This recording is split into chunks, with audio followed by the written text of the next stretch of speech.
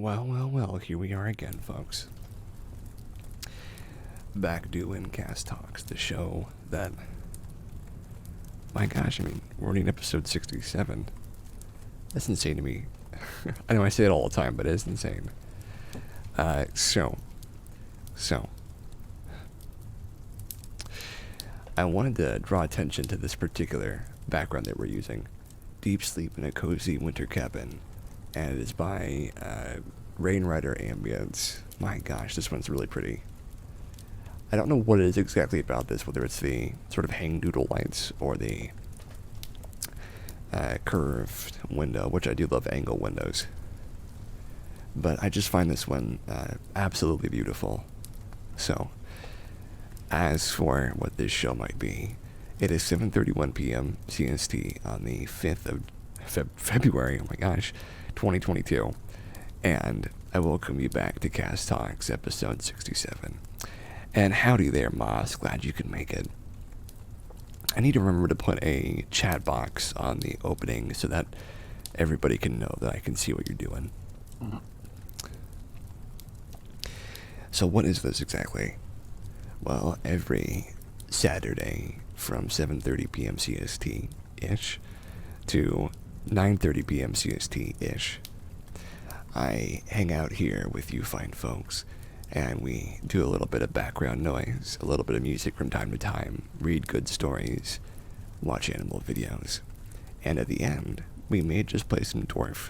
We may just dwarf around a little bit. So, I hope you'll join me in an awesome and lovely evening of talking about the good stuff that happened this week as opposed to whatever else happened. Well, howdy there, Playful. How are you doing? I'm glad to see you. Playful, or Nicole Lane on here, are fabulous and wonderful moderator. So let's get to it, folks. Our first good news story. Well, hello there, Chia. Thank you for nomming on in. Oh, well, glad to hear it. I hope you're doing well too, Chia. Device wraps around hot surfaces to turn wasted heat to electricity. From Alice Ross from the 27th of last month. The energy systems that power our lives also produce wasted heat, like heat that radiates off hot water pipes in buildings and exhaust pipes on vehicles. A new, flexible thermoelectric generator can wrap around pipes and other hot surfaces and convert wasted heat into electricity more efficiently than previously possible. According to scientists at Penn State and the National Renewable Energy Laboratory. A large amount of heat from the energy we consume is essentially being thrown away, often dispersed right into the atmosphere.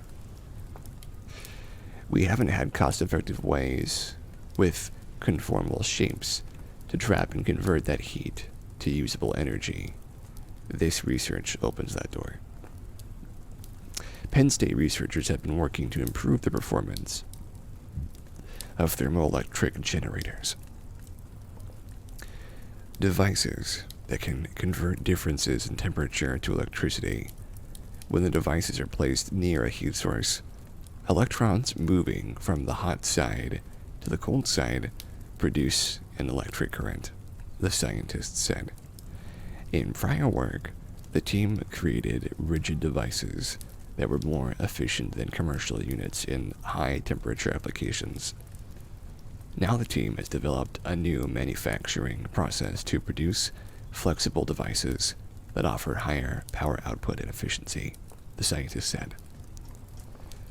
These results provide a promising pathway toward widespread utilization of thermoelectric technology into waste heat recovery application, said Wen-Ji Lee, assistant research professor at Penn State. This could have a significant impact on the development of practical thermal to electrical generators. Flexible devices better fit the most attractive waste heat sources, like pipes in industrial and residential buildings and on vehicles. And they don't have to be glued on surfaces like traditional rigid devices, which further decreases efficiency. Thermoelectric devices are made up of small couples, each resembling a table with two legs. Many of these two-leg couples are connected together, typically forming a flat square device. In creating the new device, scientists placed 6 couples along a thin strip. They then used flexible metal foil to connect 12 of the strips together, creating a device with 72 couples. Liquid metal was used between the layers of each. Well, howdy boss. Each strip to improve device performance, the scientist said. As you scale up these devices, you often lose power density, making it challenging to fabricate large-scale thermoelectric generators. This illustrates the extraordinary performance of our 72-couple device. The 72-couple device exhibited the highest reported output power and device power density from a single thermoelectric generator, the scientist said. The gaps between the strips provide the flexibility to fit around shapes like pipes. The gaps also allow for flexibility in altering the fill factor, or the ratio between the area of thermoelectric material and the area of the device, which can be used to optimize thermoelectric devices for different heat sources, the scientist said. So generally, when we're talking about things that take a little bit of extra heat and put it back into our logistics, there's a lot of very specialized devices that can do just that. In fact, some of the most specialized devices I can think of would be thermoelectric generators, but also there is a method by which you can take the residual event of heat and heating, and I think that is sort of similar to wireless energy in a way. I don't know the exact methods, but there's like science fiction, of course, where basically the event of something heating up allows that heat to be transferred by method of like a suction of heat in some way. I don't remember where I'm recalling this from, but the idea isn't original that I'm having right now. I'm getting it from somewhere. It's a little confusing though, even to me. So here's another one. A new neighborhood is being built in Utah that looks like a European one-car town. Car-free zones, bike lanes, pedestrian-friendly urban design. These aren't the features of a typical American suburb. This sounds like something in the Netherlands, rather than in Utah, where a new one-car community is being built in an experimental suburb. Called The Point, it's located on 600 acres of federal land in Draper that once housed a prison. Oh, well, that's lovely, and will be purpose-built for business, families, and individuals to be able to access every quarter within a 15-minute walk or bike ride. Okay.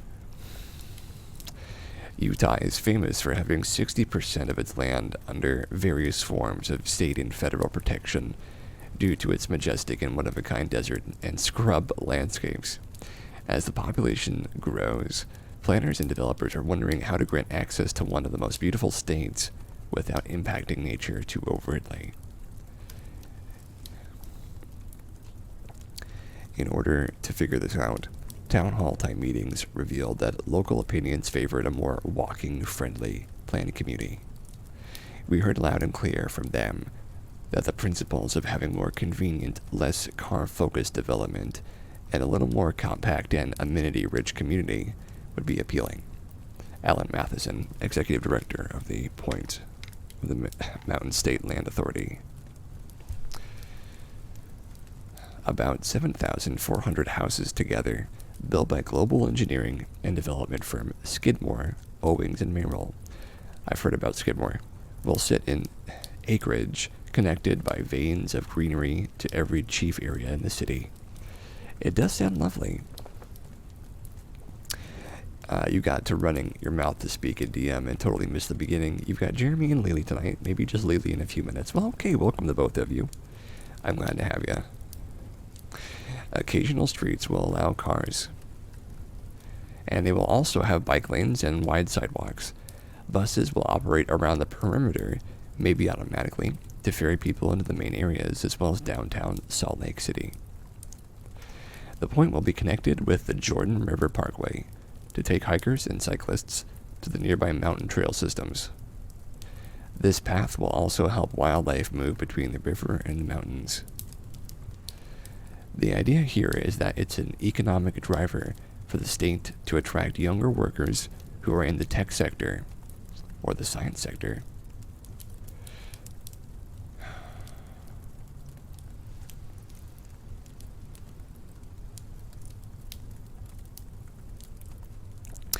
And we know that they don't want to live in the suburbs, oftentimes, as the suburbs are currently configured, Peter Kindle, one of the developers, told Fast Company. They want more urban features. They want to know their neighbors. They want to be part of a community. They don't want to spend their day driving. I am for all of that, basically.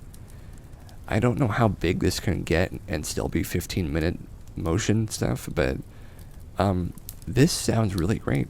Just the idea of it being like, oh yeah, 15 minutes, you'll be at your location no matter where it is. I mean, plus getting more people to walk on foot is probably good for a lot of different reasons. The point has been created in 3 different configurations, all of which preserve the fundamental points of the idea. Namely, community, connecting with nature, smart, less car-focused transit, and economic opportunity, as well as a 45% coverage of the city in greenery. These configurations, the developers hope, will influence future building growth opportunities. I sincerely hope it does, because here's a little thing I'll think about right now. The idea of both being able to look outside my window and see an intense amount of like green and lovely colors of nature. Nature being one of the things that humanity needs to be closest to besides themselves. And seeing, people just going about their day, having a fun time. You could see a performer outside your window almost anywhere you'd go. I mean, basically, it would kind of be like one of those. I think if any of you have ever been to an outdoor shopping mall, it almost has that kind of vibe, but not as obviously commercialized, I would hope, but also with like a lot of like walkability, a lot of good cover, a lot of great lighting, a lot of great greenery. This idea, it really appeals to me. It really, really appeals to me. And I do seriously hope that this sort of thing could become much more doable, because, I mean, imagine the amount that people could save on cars and on energy, on everything, if they're just like walking places, just like, oh, I'm just gonna walk there. Of course, the 15-minute walking radius is not sustainable for every position. I mean, however, even being like, yeah, I'll just walk to the store, might be like a 5-minute walk in some places. I mean, basically just making it easier for people to do what they're trying to do. To get fresh food, to get things that they need for their daily lives. Not overproducing, not overbuying, less waste, stuff like that. There's just a lot of good reasons to do this. Oh man, here we go. Okay. Here's our next one. Oh my gosh. My keyboard is going all kinds of funky today. Okay. Decarbonization tech instantly converts carbon dioxide to solid carbon.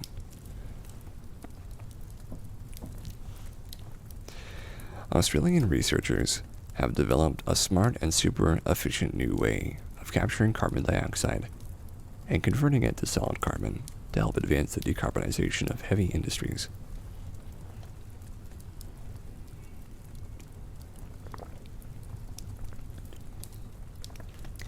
The carbon dioxide utilization technology from researchers at RMIT University in Melbourne, Australia, is designed to be smoothly integrated into existing industrial processes. Decarbonization is an immense technical challenge for heavy industries like cement and steel, which are not only energy intensive but also directly emit CO2 as part of the production process.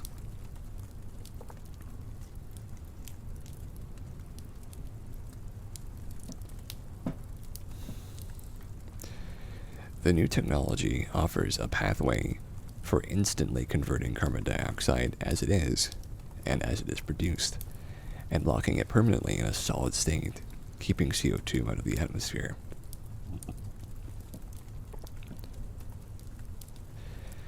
Co-lead researcher, Associate Professor Torben de Nijk, said the work built on an earlier experimental approach that used liquid metals as a catalyst.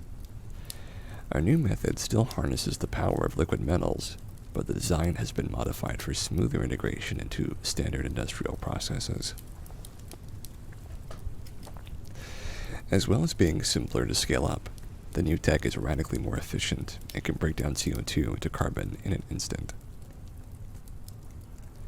The provisional patent application has been filed for the technology, and researchers and recently have signed to AUD 2.6 million, that's 1.85 million in American dollars, agreement with Australian environmental technology company ABR, who are commercializing technologies to decarbonize the cement and steel manufacturing industries.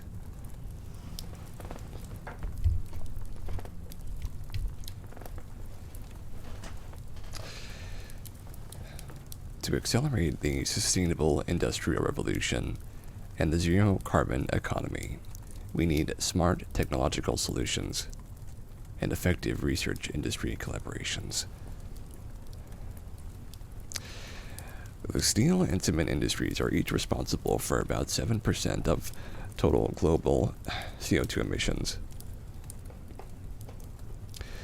International Energy Agency, with both sectors expected to continue growing over coming decades as demand is fueled by population growth and urbanization. Technologies for carbon capture and storage have largely focused on compressing the gas into a liquid and injecting it underground, but this comes with significant engineering challenges and environmental concerns. CCS has also drawn criticism for being too expensive and energy intensive for widespread use. De Nijk, an Australian Research Council DECRA fellow, said the new approach offered a sustainable alternative with the aim of both preventing CO2 emissions and delivering value-added reutilization of carbon.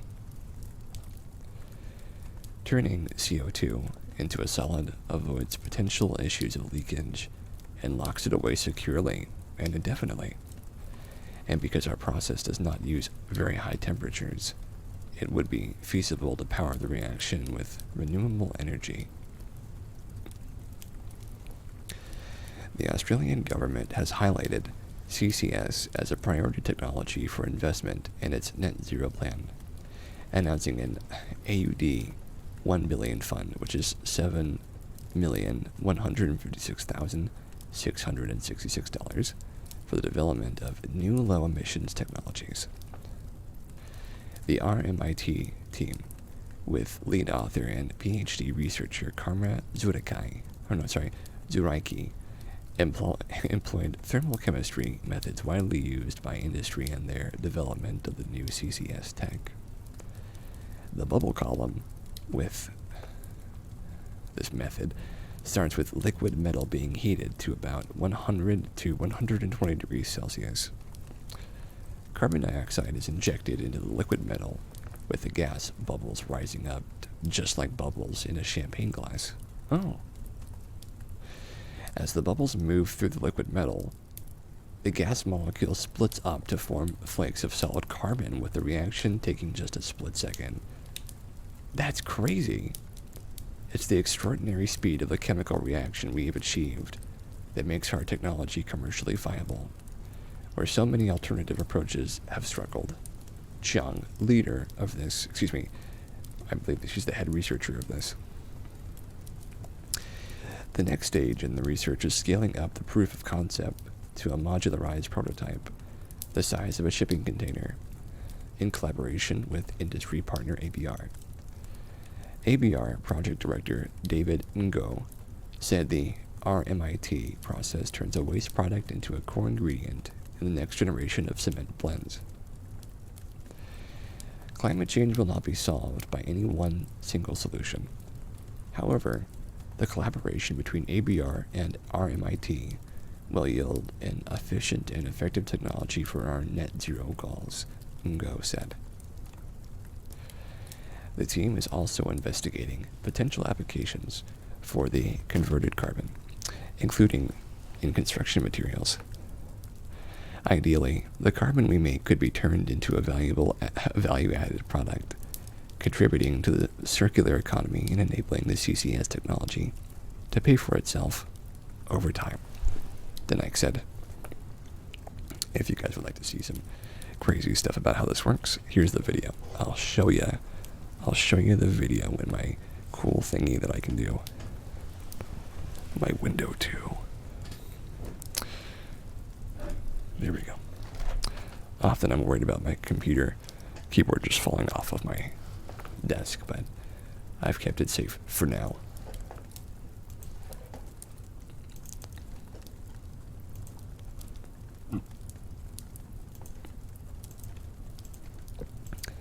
And here we go.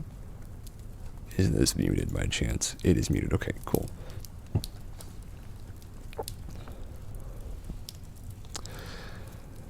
So the idea seems like it's some kind of like pressurized system that sort of pushes the carbon dioxide straight into a solid form. This seems insane to me. I hope you guys sort of understand what I mean. It just seems so crazy someone could even make that work.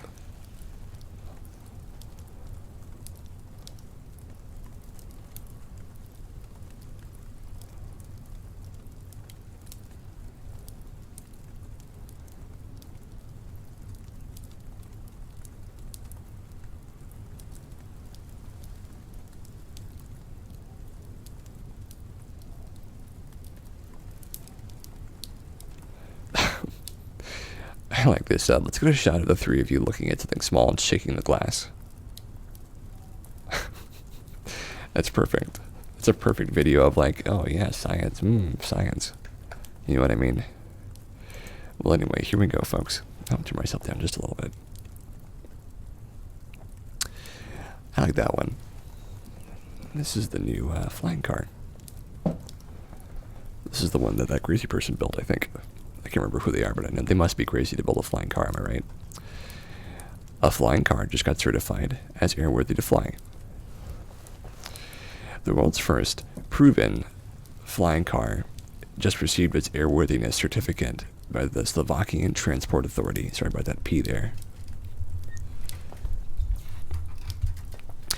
Last June, this car deployed some mechanical wings and took off from a runway in the city of Nitra in Slovakia and landed in Bratislava 35 minutes later. After it folded up its wings, the exotic-looking sports car drove off down the highway.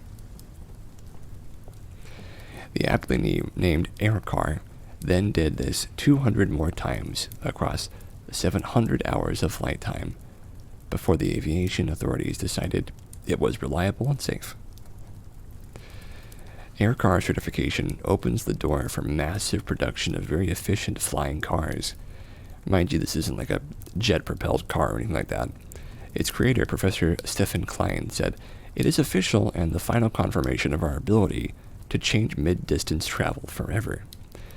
The dramatic watershed moment tone is perhaps appropriate, as the car can reach 100 miles per hour on the road and 8,000 feet of altitude, while needing only around 2 minutes and 15 seconds to deploy or store its wings." I remember we were talking about this last year. Last year, GNN reported that the prototype was developed by a company called Klein Vision, founded by Stefan Klein, who spent 20 years turning his dream into a reality for an unbelievably small amount of money. That's 2 million euro.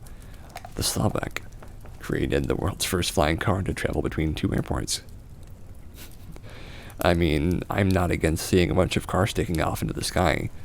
Dr. Stephen Wright, a research fellow of avionics at the University of West England, told the BBC at the point of the test flight that he had reservations, but that he couldn't wait to see the piece of paper that says this is safe to fly and safe to sell. Klein Vision has specified they're looking to take a share out of the aircraft market with the air car, not the auto market. And Morgan Stanley estimates the flying car market over the next 20 years will be worth over $1 trillion, similar to the buzz that arose around the recent boom in private spaceflight. And here's some awesome videos for you guys. I had to see if there's a dark version of this.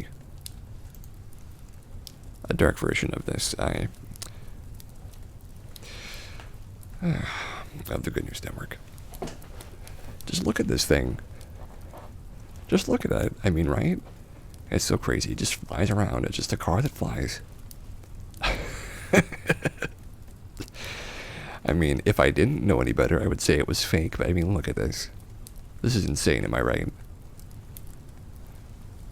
Just look at that.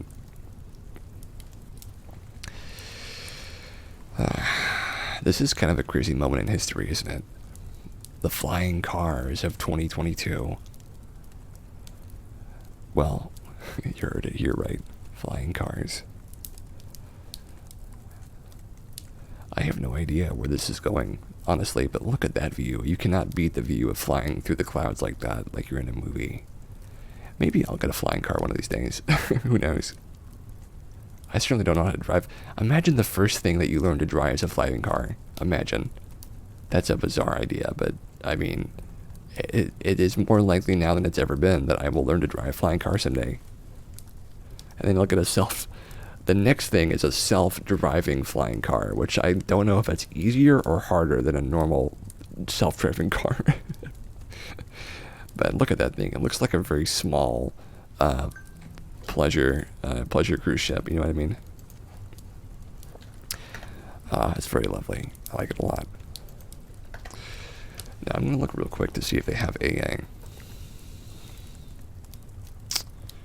Oh, I didn't know you could sign into this.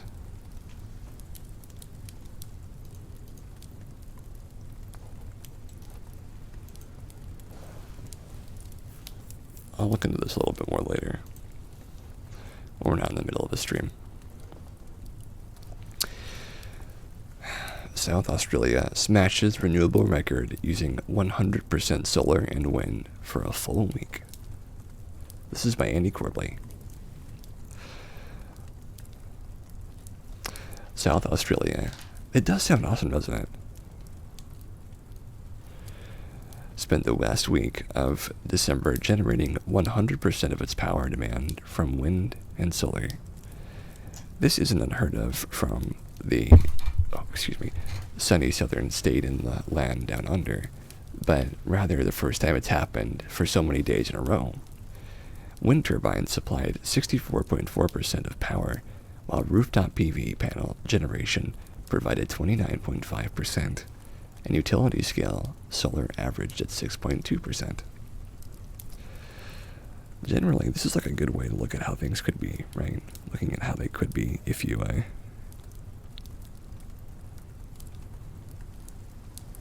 still do it.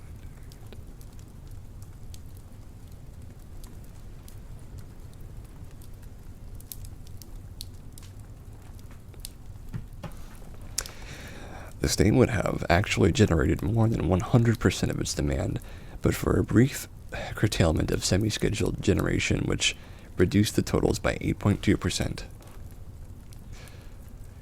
Over that period, the contribution from natural gas averaged just 114 megawatts.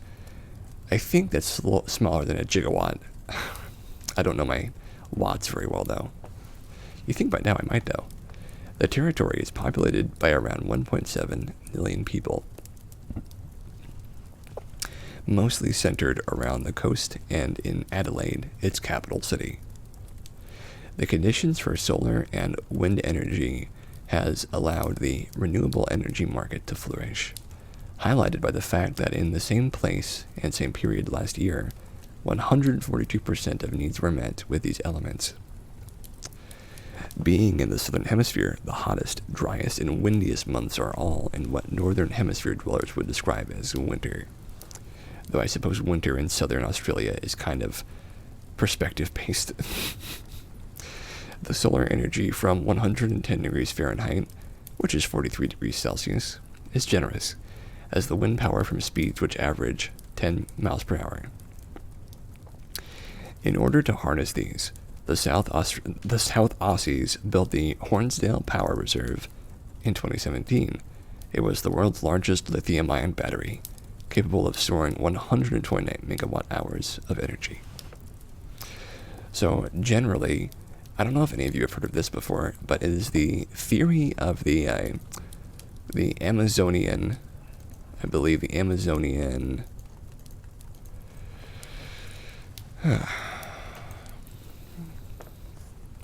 the Amazonian desert having a huge array of power, solar panels placed across it for the solar panel it could produce. I don't remember the exacts, but they were something around the area of 10% of the not Amazonia, what am I thinking? Gobi Desert and the deserts in Africa. I don't remember, I'm totally failing on this knowledge check, but that if you had even a small amount of solar power panels across like a big desert like that, maybe even the Mojave, basically you could have as much energy as you would ever need. It's just that it would actually make the environment too nice in a way. Deserts have a lot of pollen that is shifted around the world, and stopping that pollen from shifting, we don't know what the effects of that would be long term, besides the obvious effect of things that are like not in the desert, not getting all of the seeds and the fertility they need. But beyond that, I don't know. People say that deserts have a substantial requirement in any ecosystem. But if there was just plants everywhere, I don't know what that would be like. Just no deserts. Right, there are planets with no deserts, I'm sure. Forest planets or whatever. Assuming that was possible, I don't know if deserts are a symptom of a ecosystem that is like facing troubles, or if they're naturally ordered to maintain an ecosystem healthily. That's something that we definitely need to figure out before we start going to plant those everywhere. But here's our next story.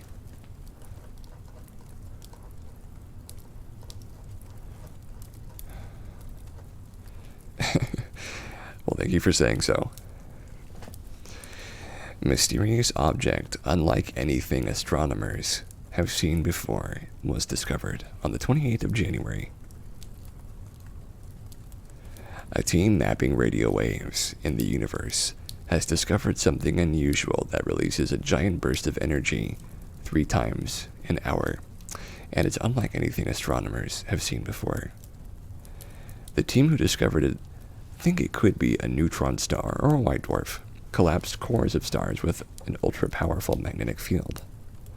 Spinning around in space, the strange object sends out a beam of radiation that crosses our line of sight, and for a minute in every 20 is one of the brightest radio sources in the sky. It's a twinkling little piece of heaven. Astrophysicist Dr. Natasha Hurley-Walker from the Curtin University node of the International Center for Radio Astronomy Research led the team that made the discovery. This object was appearing and disappearing over a few hours during our observations, she said. That was completely unexpected. It was kind of a spooky thing for an astronomer because there's nothing known in the sky that does that. And it's really quite close to us, about 4,000 light years away. It's in our galactic backyard.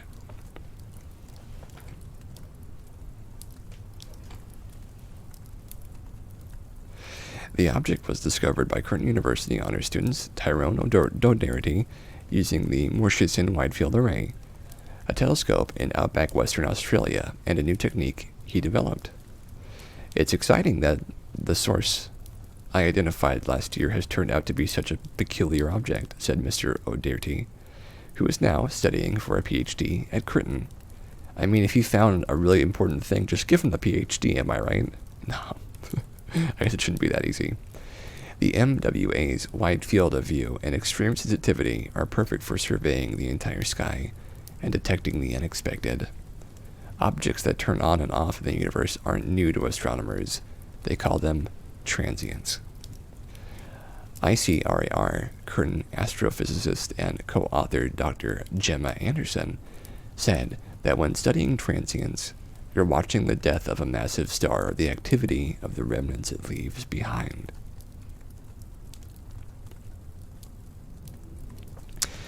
Slow transients, like supernovae, might appear over the course of a few days and disappear after a few months. But fast transients, like a type of neutron star called a pulsar, flash on and off within milliseconds or even seconds. But Dr. Anderson said finding something that turned on for a minute was really weird. She said the mysterious object was incredibly bright and smaller than the sun, emitting highly polarized radio waves,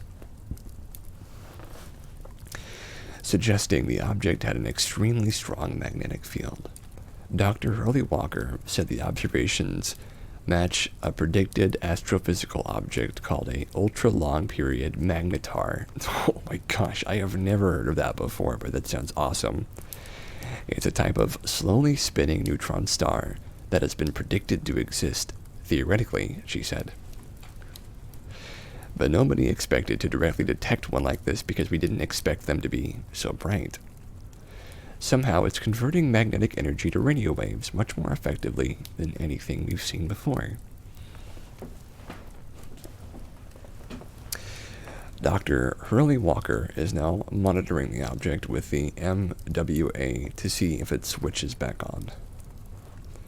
If it does, there are telescopes across the southern hemisphere and even in orbit that could point straight to it, she said. Dr. Hurley Walker plans to search for more of these unusual objects in the vast archives of the MWA. More detections will tell astronomers whether this was a rare one-off event or a vast new population we'd never noticed before, she said. MWA Director Professor Stephen Tingay said the telescope is a precursor instrument for the Square Kilometre Array, a global initiative to build the world's largest radio telescopes in Western Australia and South Africa. Key to finding this object and studying its detailed properties is the fact that we have been able to collect and store all the data the MWA produces for almost the last decade at the Pawsey Research Supercomputing Center. There are, no doubt, many more gems to be discovered by the MWA and the SKA in the coming years. Well, lovely. And what was the term they used?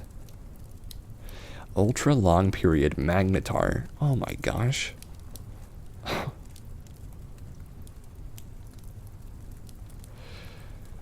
Lordy Lou.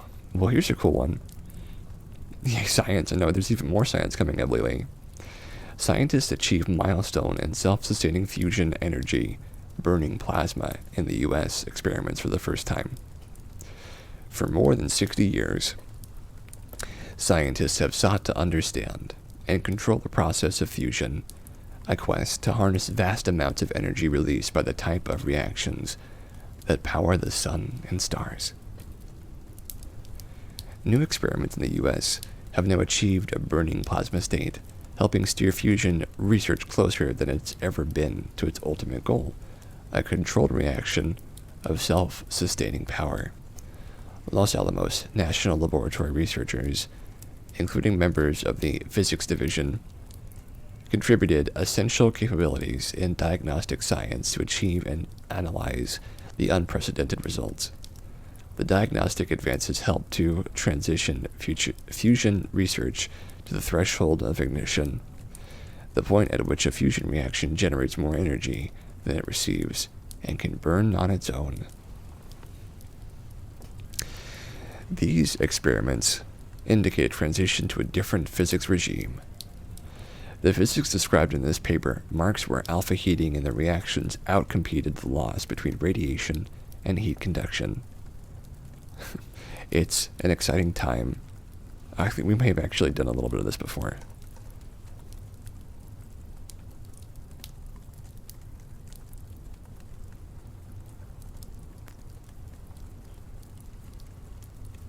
Yeah, we've actually read this one before. It was repackaged. I don't know why. Amazing. 250,000 monarchs in 2021, up from just 2,000 the year before in migration count. Well, if you guys want to see some monarchs, then, you're going to have as much as you can handle for a moment here. The Xerxes Society just released numbers from their annual Western monarch count, and the tally was remarkable. The nonprofit announced that 247,237 monarch butterflies were observed across overwintering sites, a 125-fold increase over last year. Volunteers counted insects at 283 different overwintering sites and celebrated the 25th anniversary of the Xerxes Society Thanksgiving tally. Oh my gosh, look at all this stuff we're going to look at. Oh wow, I love seeing like a new chrysalis. Like, isn't it so pretty? It's nice and green. That was just a buggo, and now it's becoming a butterfly. Reminds me of Lily, I have to be honest with you. This year's total of nearly 250,000 monarchs illustrates a considerable rebound from 2020's all-time low. It does, though. In Monterey County, the city of Pacific Grove, monarch butterfly is Karen. Oh, that's right. That's right, that is Karen. Excuse me, I forgot. It's Karen, you're right, it's Karen. I apologize. There's just, I guess there's just something about the idea of Lily having wings that makes sense to me. But you're right, monarch is for Karen.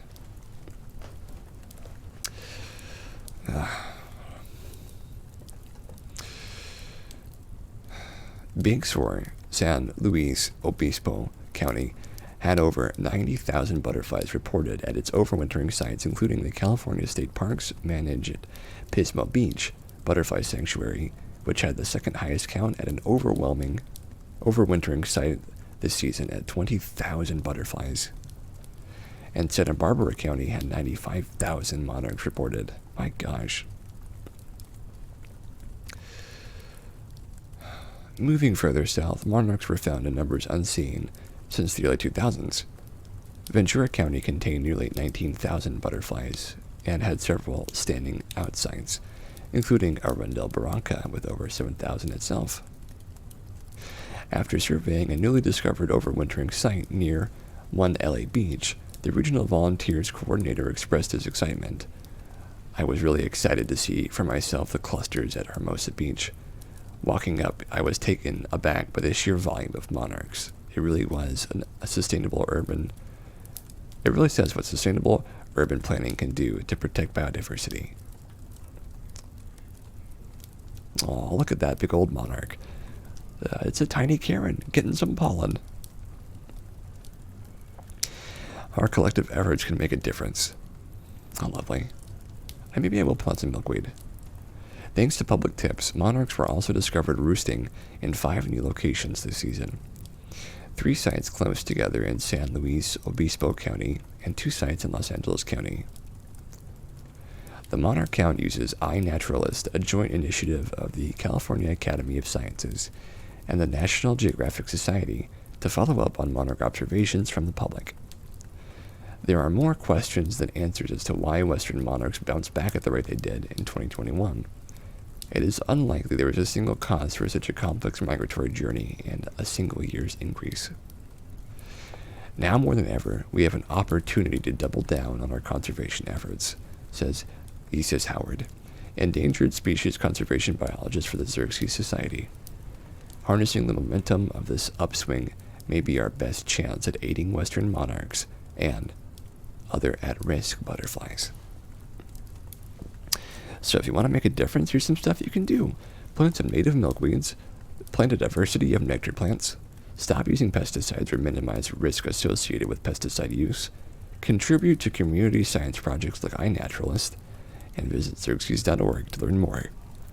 Well, folks, I have to say, I'm definitely planting some milkweeds and nectar plants soon. That's what I'm going to do. Because, my gosh, I love the idea of some absolutely fantastic, super freaking crazy, like, tiny little boys and girls showing up, just to hang out. And maybe a Karen or two. I would love for Karen to see one of my pictures of a monarch. That would be absolutely astonishing. I do take pretty good pictures, so I think she might like it. Now, folks, I have to go and get a drink of water real quick, get some tea. I will be back in about 5 minutes, and I hope that you guys have a lovely little break, get a little stretch on, get a snack or a drink, maybe go to the bathroom yourself, and I will be back in 5 minutes, okay?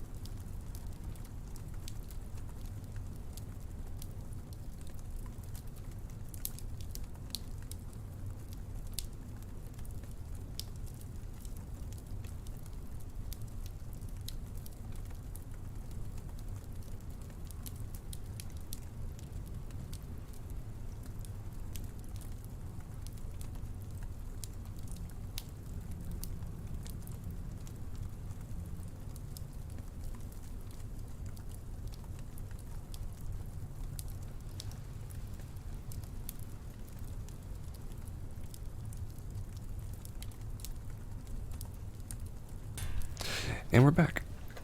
And now, let us put on a lovely animal video.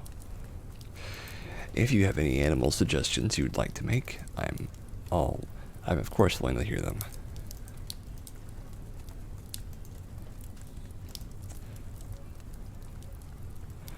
Oh, squirrel goes to work in her mom's hoodie.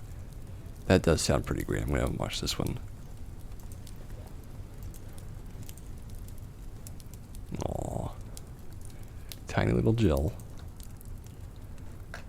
A little hoodie baby.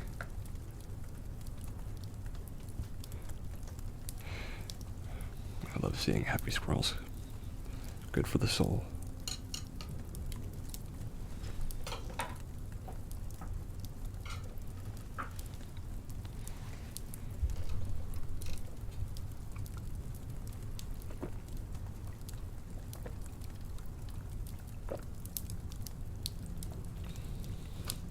Wow, she just goes right in there. Yeah. Lovely. Squirrels have very prominent eyes. I've always thought that. They almost look like they have full hands. I know they don't, but they look like they do. They're very fluffy and furry, though.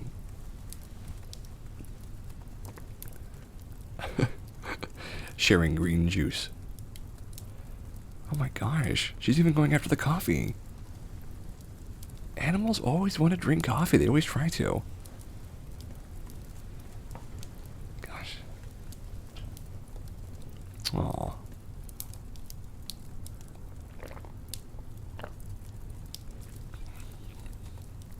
It makes me want to go to a... It makes me want to go to like a... How Jill goes to work.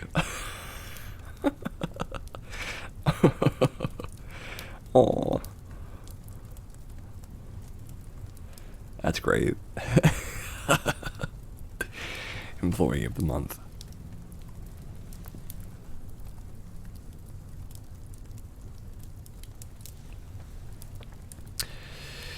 If only I was like a druid with animal friendship.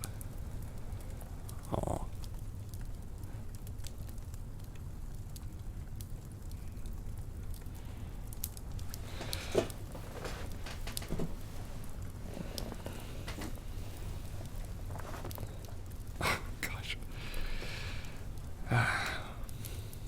Oh, I hope you're having a lovely day though, Lily. You and Jeremy.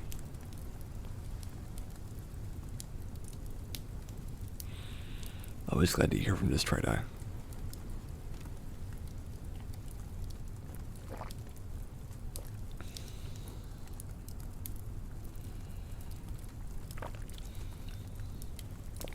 That's right, they have 5 fingers but not opposable thumbs. I always forget that. Aww. You put the baby to bed.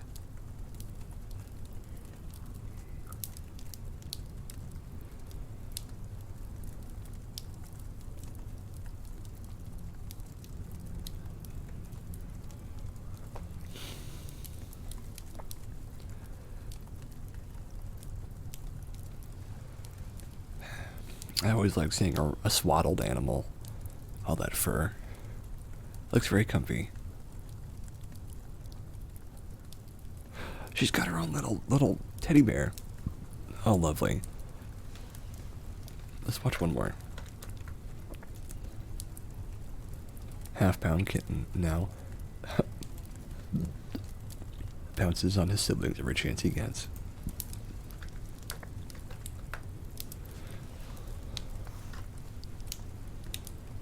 It's a very, very tiny boy.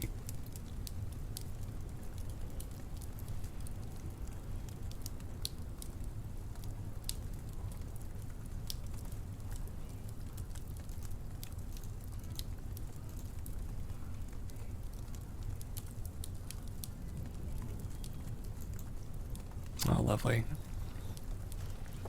Found under the deck of a car. You know what? I will turn the volume up slightly. I gave him a little stuffed dog. I wanted to get him comfortable. Usually a 6-week-old kitten is about 1 pound and a half. him being half a pound was concerning. The parasite that he had was actually taking all of his nutrition. We almost lost him. After we gave him some medicine, I went and got him a can of cat food. And as soon as I opened it, his big eyes kind of perked up.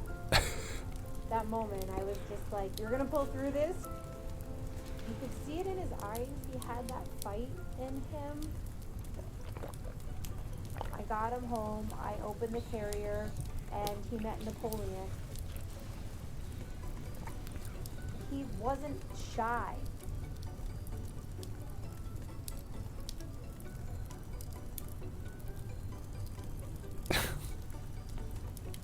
The first night I fell asleep with him on my chest. I panicked. I was like, oh my God. And he was curled up in the nuts of my neck. He has no fear. Oh. He runs. Yeah, I knew he was going to be okay when he hit a pound. His eyes started flowing into his head. He has his spurts of craziness.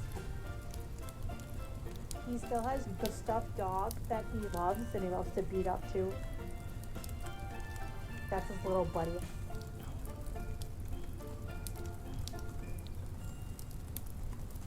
He's now 3.4 pounds. Oh, Sammy's looking around, huh? Compared to my other cats, he's like this tiny little thing. They're like 8, 10, 12 pounds, and here's this 3-pound cat wrestling them like it's nothing. I hope that Sammy's having a lovely day. There's no fear. Or I hope this is adding to it at least. If you're rushing out on the tissue box because you no longer fit in there. We can do a puppy video for you if you'd like, Somos. If you have any particular puppies in mind, let me know. He puts his head in and rips them up and then just leaves a trail of tissues. From day one, he's been a fighter. He has his whole life ahead of him. I am thankful for every day I have with him.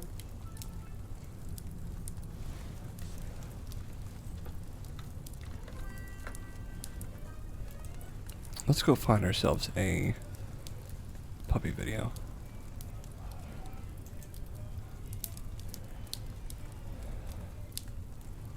A rescue kitty, it's true. He doesn't want to be Golden Retriever who had separation anxiety. It's a kitten brother. when he celebrated his birthday. I thought that Sure, we can do doggy. this would help him with all this separation anxiety. Alex was able to stick his nose in and say hi quickly to the kitten. So he was really excited to see a new family member.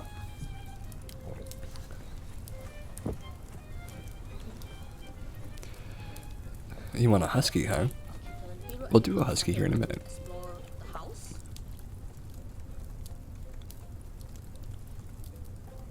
Hero is very skeptical because he hasn't met a dog, and also Horlicks is very big. Yeah, it is a pretty big dog. Oh. Oh.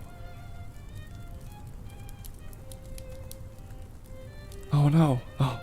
He had to retreat for now. They're not ready. To say hi and meet up with Hero.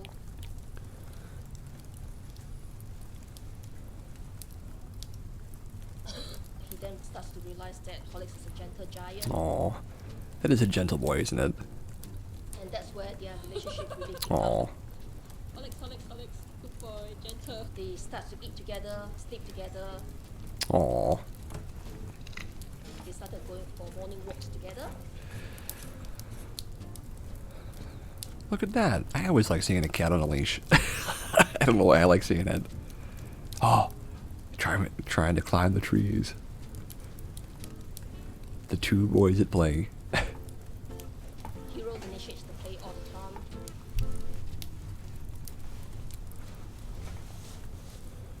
time. That boy needs a nap. You can see that Horlicks acts as a brotherly figure.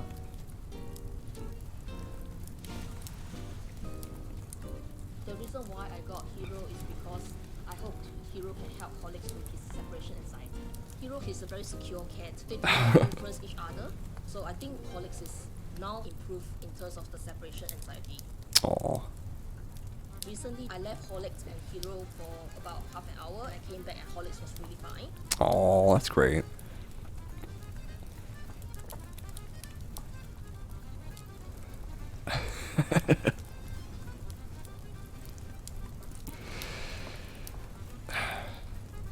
It's a very charming cat. We had something for Sammy's anxiety. It's real bad. Oh, I'm sorry. You can see that they do love each other. They have that strong feeling for each other. This is a silly idea maybe, but there's these videos you can put on for your animals, supposedly, that helps them have less anxiety. But I don't know how well that works or if you've looked into that, but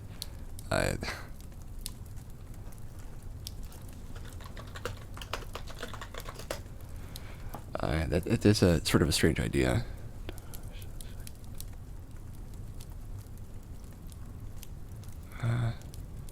Husky puppy. Don't go on the train tracks, puppers!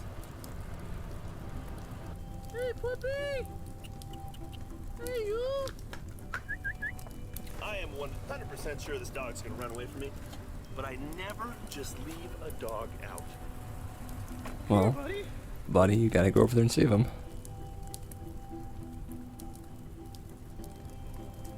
Oh wow, that's like a tame animal. What is it doing out here?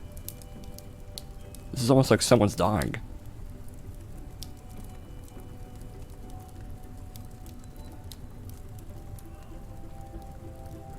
Yeah, why is he out here? This is not like a wild animal.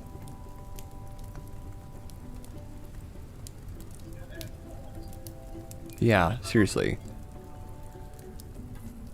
someone's gotta be looking for this dog. This is a pet. I'm gonna, hold on to him for a little bit so he doesn't get hit by a train or something. I don't know. He's beautiful though. You're hungry. You're hungry. Aw, hungry boy. Oh my goodness. Happy boy. Take him over to the veterinary clinic and get him get his chip scanned. And in the meantime, probably put out some social media stuff, see if I can find his friends. Oh, he's hungry. He needs some food and fast. Buddy. So I'm pulling into the animal clinic right now. They're about to close. They close in a few minutes, but I think they got enough time to just scan him real quick and let me know if he Well, hello there, if I Fred. can take him home tonight, or if I should hold on to him, or maybe they'll want to hold on to him, or something. I don't know yet. We'll I hope figure you're it having a lovely night. out. Well, no chip actually. So, and no posts on Facebook or anything. And it's a girl. It is a girl. Okay, cool. What are we gonna tell Mama? Oh. Prepare to meet the sweetest, most lovable, most joy-filled husky you've ever done met. I'm gonna bring her in. She's so sweet. We can't have a third dog. We can't have a third dog. Well, thank you, Predator B12. Very excited for her to find her home. So I think she comes from a good one. She's clean, she's well-mannered. Yeah, that's not like some random dog out there. That's like somebody's animal. It wouldn't just be hanging out there. All right, guess what, guys? I just gotta This guy's ripped. Oh my gosh. her owner. You're doing good? Well, I'm doing alright. Thank you so much for asking. We're just watching some animal videos before we get back to our good news. This guy really, like, I was kind of like, you know, he has like a big neck. I was like, maybe he's like kind of overweight, but no, he's just huge. The owners are on their way now. It's like Jeezy, crazy. night, but hey, I'm glad that we He's like Kronk big. and we found her home. And Makes me think of the Emperor's New Groove. here, that's the power of social media. It's super cool. Oh, well, alright. Hurry back, my friend.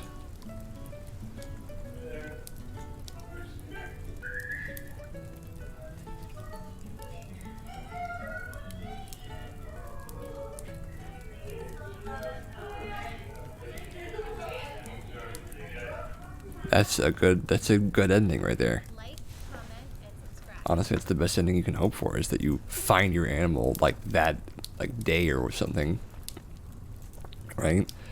I mean, most people when they lose an animal, they don't really get the chance to like see them again, right? Because it's kind of like a less so now in this time and place where you can do all of that stuff that he just did. It's admirable, of course, but my gosh, man, Husky Puppy videos. He's a good man to do that, what he did. It's true, he is. It takes a lot of effort to raise an animal like that. And it's a good thing to try and reach out and see if anyone's out there that's missing someone. Because, you know, you never know. But that was clearly not a wild animal. That dog was trained to like roll over and to approach humans if they need help. So that would have been a dead giveaway for me. So, let's get back to it, folks. Scientists find giant pristine coral reef undiscovered near Tahiti with clues there are more. A scientist research mission has discovered one of the largest coral reefs in the world off the coast of Tahiti. The pristine condition of the rose-shaped corals and the sheer size of the reef make this a rare discovery. Uncovered by a photographer and explorer, Alexis Rosenfeld, founder of One Ocean, the highly valuable reef is almost 2 miles long and 200 feet below the surface at 200 feet wide. It is one of the most extensive healthy coral reefs on record. That's so lovely. The giant rose-shaped corals pictured in photos captured by Rosenfeld are up to 6 feet in diameter. My gosh. Up until now, the vast majority of the world's known coral reefs sit at depths of up to 82 feet, 25 meters. So this discovery suggests that there are more large reefs out there at greater depths. It was magical to witness giant, beautiful rose corals, which stretch out as far as the eye can see. It was like a work of art. To date, we know the surface of the moon better than the depths of the ocean, said UNESCO Director General Audrey Ouzele. Only 20% of the entire seabed has been mapped. This remarkable discovery in Tahiti demonstrates the incredible work of scientists who, with the support of UNESCO, further the extent of our knowledge about what lies beneath. So, here you guys go to look at some awesome coral reefs. I mean, look at this bad boy. Look at that thing. You can see the tiny, like, nodules where it grew, and then it grew, and then it grew. Wow. French Polynesia suffered a significant bleaching event back in 2019. However, this reef does not appear to have been significantly affected. That's so sweet. Welcome back, Predator. The discovery of such a pristine reef shows that coral at deep depths may be protected from climate change. Until now, very few scientists have been able to locate, investigate, and study coral reefs at depths of 100 feet. Technology means longer dives at greater depths. In total, the team carried out 200 hours of dives to study the reef, and were able to witness the coral spawning. So let's take a look at some coral videos. No, none of this. I want coral. Yeah, there we go. We want coral. We're coral people now. Look at that. So I imagine that things like this, where they have their submersibles and all this other stuff, like, look at that. All this stuff just hanging out here under the water, just waiting to be found. That's amazing. I mean, just imagine that you're flowing through the coral, and out of nowhere, it's just like this intense situation where there's just coral everywhere, just coral all over the place. You can just see things that no one's ever seen before. Like they said, the ocean has just an unnatural amount of size to it and beauty, and you can find anything there, really. You can find treasure, you can find nature, you can even find technology. You know, I've thought about being a treasure hunter. There's this great movie. I think it is called... No, actually, it's the second season of The Punisher I'm thinking of, where one of the characters wants to search for treasure off the coast of Florida. I would not recommend anyone on this stream watches that TV show, but That's a very interesting character design to be like, hey, I wanna go. There's no gunk. Look how clean I know there's no gunk at all. It's so pretty. It's very, very pristine. So here is another one of our good news stories. Live cells discovered in human breast milk. Treasure hunting is so cool. It is great, isn't it? It's like the dream of like a young, adventurous, exploring child or a D&D player of any kind to find treasure and loot under the ocean. To like pull open a chest and like the bubbles come out, and then like the sun shines down through the water, and that sort of silky light pattern just touches on all the gold inside, all the different doubloons and the goblets and the candlesticks. I'm just imagining that right now. It's very satisfying to think of. Live cells discovered in human breast milk could lead to future breast cancer treatments. This is from the 30th, so just a few days ago. Research at the University of Cambridge has found that breast milk cells, which were once thought to be dead or dying, are in fact alive and well. And these live cells in human breast milk could help scientists discover breakthrough treatments for breast cancer. The cells have given scientists clues about early indicators of the deadly disease, and will also help researchers understand how breast tissues change when women breastfeed. Dr. Alicia Jane Twigger, that's a weird name, lead author of the new study said breast tissue is dynamic, changing over time during puberty, pregnancy, breastfeeding, and aging. These living cells provide researchers with insight into a potential early indicator of future breast cancer development.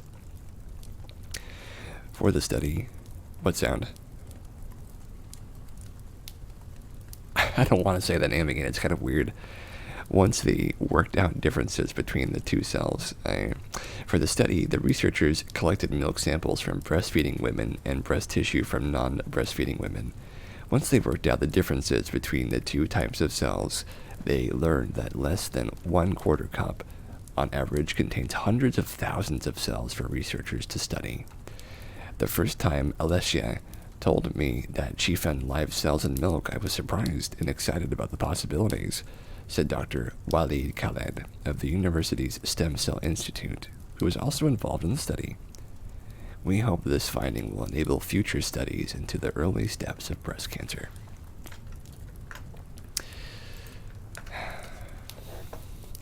Hey, I'm always happy about that. And we have a good bee story. I love bee stories.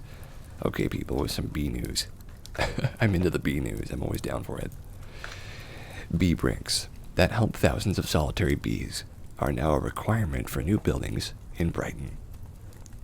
The bee bricks. Let me just move this a little bit there. There we go. I want to make sure we can see the bed a little bit. Since 250 of the 270 bee species in Britain are solitary buzzers, the city of Brighton and Hove is establishing mandates to use bee bricks in construction of all buildings above 5 meters to help. I don't know how else to do that. I hope that's what you were looking for. To use bee bricks, yeah. Oh, the bubbles. I know what you mean. In construction of all the buildings above 5 meters to help encourage these solitary species to nest in them. Bee bricks are what appear to be blocks of Swiss cheese, but which are actually a normal building brick that is created with small cavities into which bees typically nest. Old brick buildings and crumbling walls have been observed as excellent habitat for bees, and so Brighton and Hove are trying to deploy this simple invention to offer more room on the metaphorical bed for the pollinating insects. We were just talking about beds.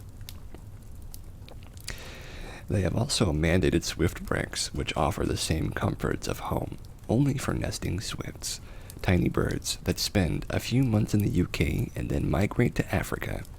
That's a big move. The Royal Society for the Protection of Birds is consulting with the government to identify which height on which buildings are ideal for the swift bricks. Oh, I hope that you're very welcome.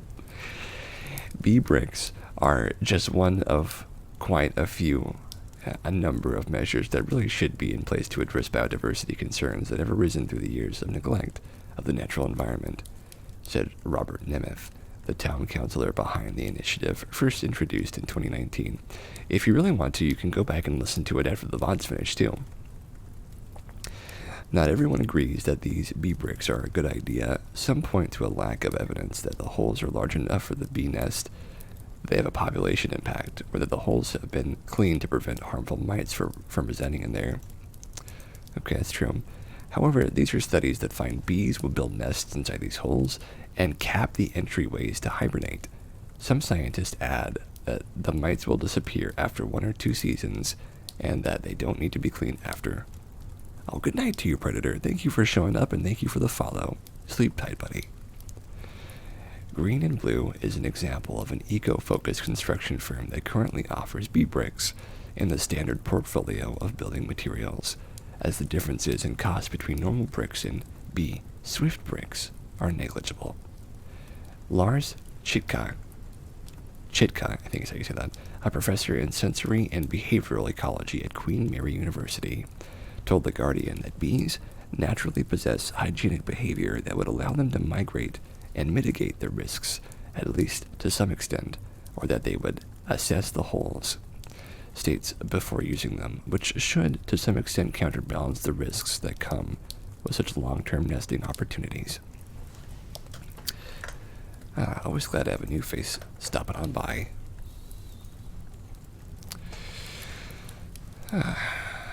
Here's another good one. This one might be slightly faster, though, depending on how much is showing up here. Biologists identified the first animal that uses the complexity of human language, the song sparrow. Oh, lovely. The tweets of a little song sparrow and its bird brain are a lot more complex and akin to human language than anyone realized. A new study finds that male sparrows deliberately shuffle and mix their song repertoire, possibly as a way to keep it interesting for their female audience. Well, good for you guys, keeping it up. The research from the lab of Stefan Nowicki, Duke University professor of biology and member of the Duke Institute for Brain Sciences, and colleagues at the University of Miami, shows that singing males keep track of the order of their songs and how often each one is sung for up to 30 minutes, so they can calculate both their current playlist and the next one. Oh my gosh.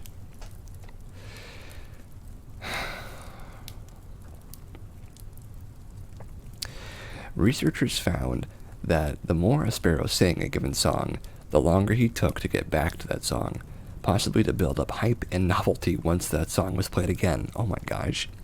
For example, if a male sang song A 10 times in a row, he'd sing even more renditions of his other songs before returning to song A again. Alternatively, if song A was only warbled 3 times during a set, then a male song sparrow might recite a shorter rendition of the rest of his repertoire in order to return to the still novel and underplayed song A. Taken together, these findings demonstrate that song sparrows possess an extremely rare talent with an equally uncommon name: long-distance dependencies. It means that what a male song sparrow sings in the moment depends on what he sang as much as 30 minutes ago. That's a 360 times larger memory capacity than the previous record holder, the canary, who could only juggle about 5 minutes worth of song information in this way. So here is a lovely video of a song sparrow. The song sparrow sings a silly song. Not much good without the sound though, is it? I'm gonna remind myself that this is unmuted. Oh.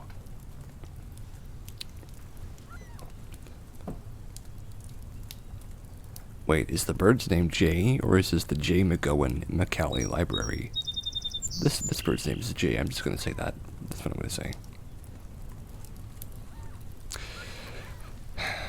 Oh, they have such lovely patterns. Birds are wonderful creatures, in my opinion. looking around to see if anyone's noticed him. He's like, well, I gotta keep going until a mate sees me. Gotta make sure all my feathers are up to date. No ruffles here.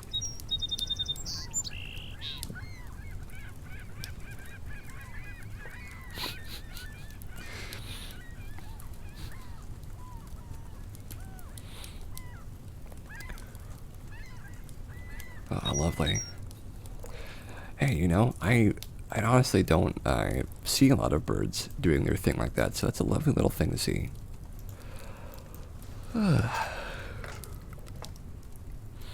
Sometimes I make myself very comfortable where I'm sitting, and I forget that I'm doing a stream.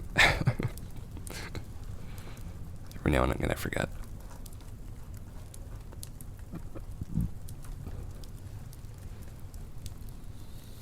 Let's see.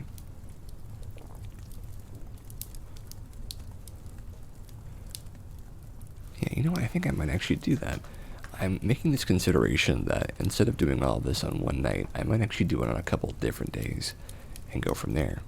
I'm not sure how I feel about that just yet, but what I can say is for now, we're going to go to Dwarf Romantic for a little bit of Dwarf. Some dwarfing around.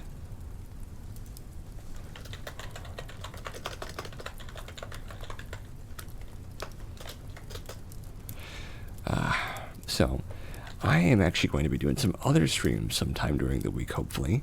We're going to be doing a little bit of, you know, recording some, I don't know what, we'll see, but, honestly, I want you guys to know that the content is going to have some experimentation pretty soon. I don't exactly know where it's going to go, I'll be honest with you, but I'm interested in finding out. Not only that, but as time goes on, hopefully, I'll be able to have a little bit more. We do have tomorrow at the same time we do, and we'll be playing more Dwarf then as well. That'll be a Dwarf special. The Dwarf-tacular. Here we go, guys. Dwarf. And then hopefully that loads up my little, my thing. It did load up my thing finally. I don't usually have, I don't usually depend on my overlay to work effectively. It's been really good to be read too. Oh, I'm so glad to hear that. So, we're playing some video games. You know, this is what Twitch is all about, but I only do this every now and again.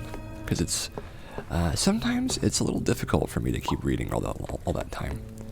So it can be helpful to do stuff like this. We're trying a new little strategy this time, though.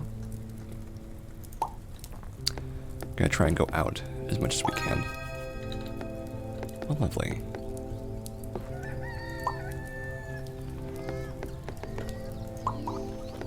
Oh, we already found our first wonder. Lovely.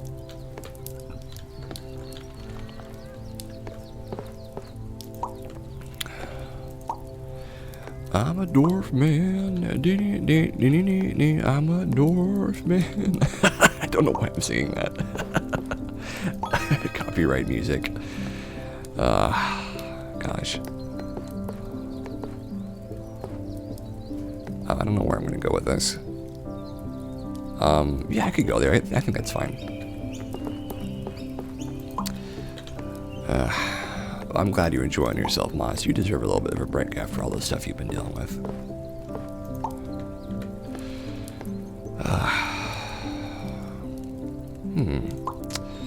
Oh, lovely. Look at that. Doesn't get much better than that.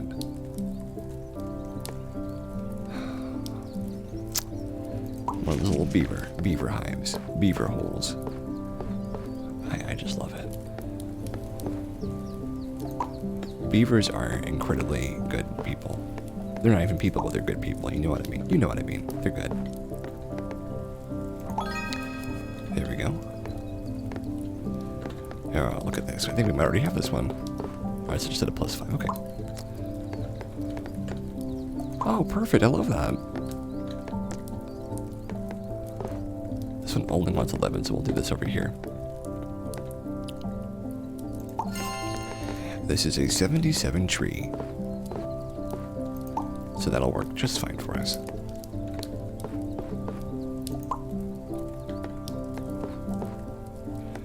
No, we want this over here. And this one wants an 8+er. We can do that.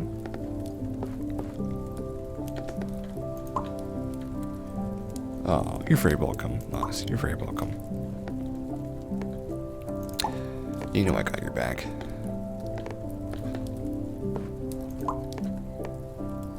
Oh, another one. We could just like end this railroad right here, couldn't we? But that would kind of destroy the purpose just a little bit.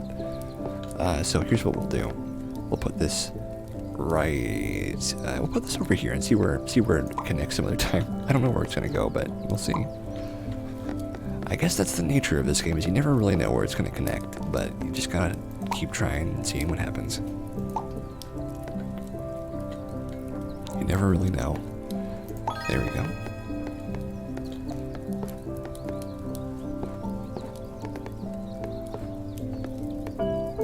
Oh, I love this part of the song. It's my favorite part. How can we connect these two? How can we marry these two? I don't know. We can put this over here. That'll be good for now.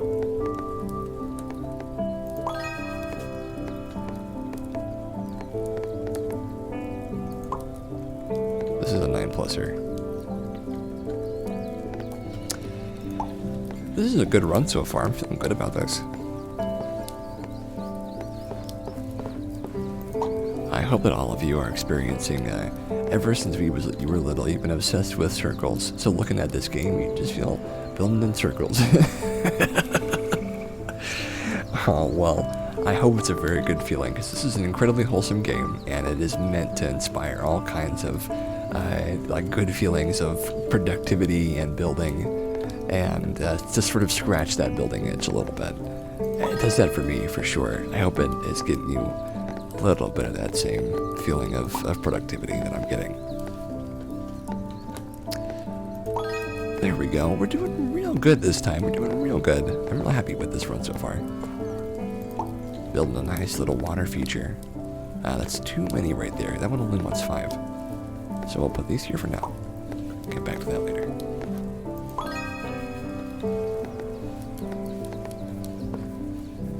Not quite what I was looking for right there, but that's okay.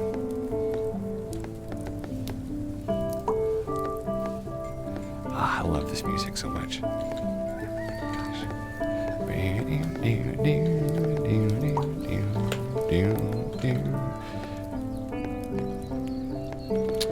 Let's put this over here.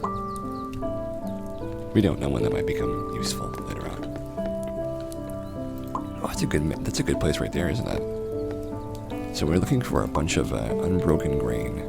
So we'll start there. I think we can do that like this.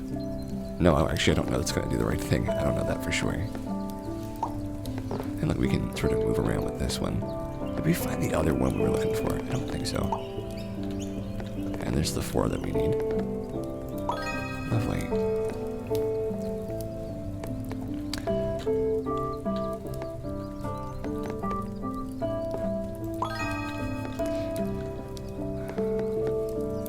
You know, I have to admit, whenever I'm here doing this with you guys, yeah, circles are really phenomenal. They just, I feel like I understand that a little bit. I've had a little bit of a circle love since, maybe not since childhood, but some part of my life has had that same love of circles, I'll say. Though I don't know how far yours extends. Certainly mine is very, like, rooted in just the fundamentally excuse me, the fundamentally interesting shapes of circles in general are very, I would say they're very captivating. You know, they're very captivating. There we go. Complete 25 quests in total. Well, lovely. That was a very good placement right there. And this one's a 9+er. Good. And this one is gonna go. Let's go this way. Let's see what's over this way. You know, let's just go see. Let's see what happens. When you were little, your mama gave you paper and whatever to write with, and you would scribble circles all over the paper, and you'd want more paper. I was never much of a doodler myself, but I can sympathize. Because sometimes you're just like, I just want to draw one thing. I would have these sort of like minor obsessions with things, and I would kind of get so into drawing them that I wouldn't care about anything else except for my drawings. So I think I have an understanding to some degree what you might have been feeling, because it is very easy to get lost in what you're drawing. A 61 pluser. Can we find a good place for this? And there's not really as good a place as I'd like, so we'll try right here. Let's see where that leads us. When I got this water feature building up here, so we can get some lovely perfects from that. Oh, I like this one already. I like this. I like where this is going. I want to keep building this in case we get like a green thing right there. Ooh, a 21 pluser. That's a good one. It's also a beaver dam too. Lovely.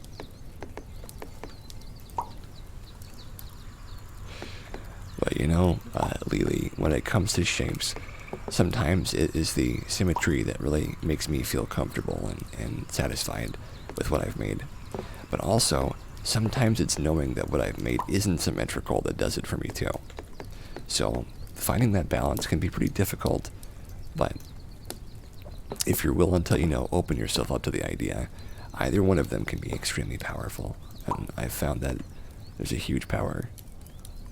I have seen, I think, a small amount, but I don't remember most of it, if I have seen it, but I'd love to see more if I haven't. Because, I mean, anything that comes from Destrida, I always has a special place in my heart. But if you show it to me, I can for sure give you my memories on it. Feel free to link that to me in the Discord if you'd like to. Be more than happy to take a look at it.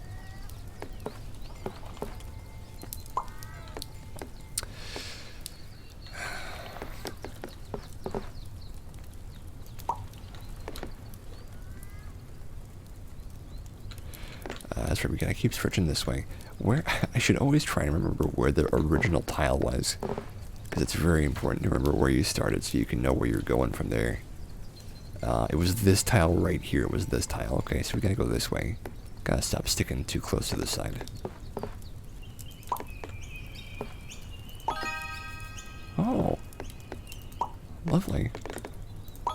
Oh wow, we're just getting the right tiles right now. Proper placement, right tiles.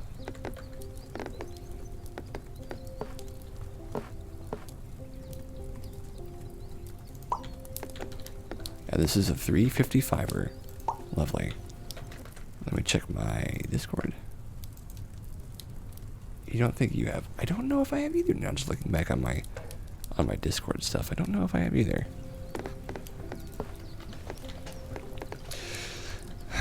But whatever the case may be, I am always open to seeing the fantastic works of my good friends. And I would definitely consider Claudia a friend of mine.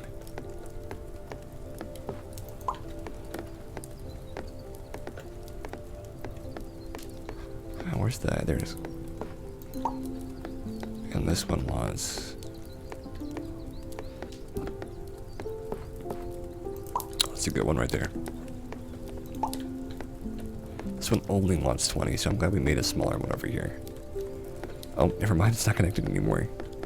Alright, let's see, we want to start this right here. Let's start it right here.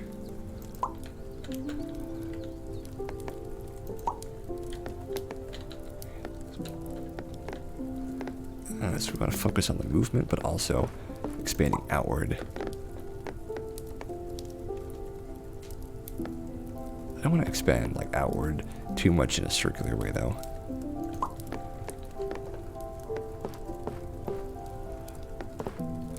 Assuming I can help that. Here we go, we got it. Lovely.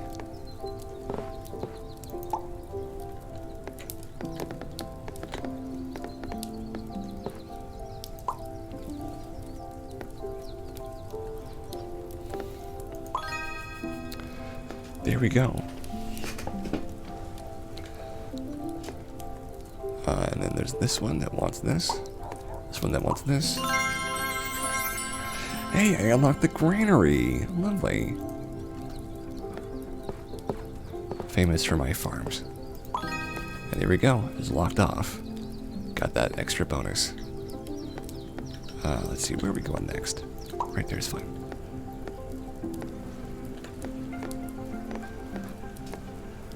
That's a good one. Ooh, I'm starting to have to go to the bathroom from all that tea. Too much tea. That'll do it to you. You know what I mean? That'll do it. The tea will always get you if you're not careful.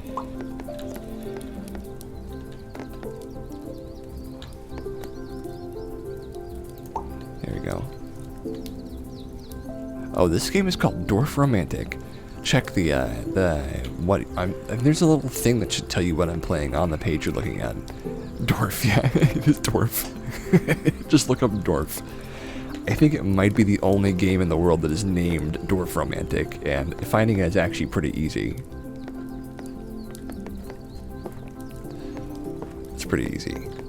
It's a very lovely and fun game. If you ever have any like feelings of like anxiety, this game certainly helps my feelings of anxiety from time to time. In fact, I was playing it earlier today when I was feeling a little anxious about doing the stream, and it did help me. So I can say that much. Hey, you know, we're all glad to help out. Glad you got what you were looking for. Let's go over here. Just fine. This is a 29 pluser that wants to be over here. Lovely. So we need one, and then one more, and then one more, and then we can do this. Okay, cool. Awesome. There's room there for it. Good. A river runs through it. I remember that term. I don't know why I'm thinking of that now, but it's very pretty. A 451 plus. So these two have caps on them. That'll mean we have 3 caps ready right here. And where are they? Okay, so let's start this off.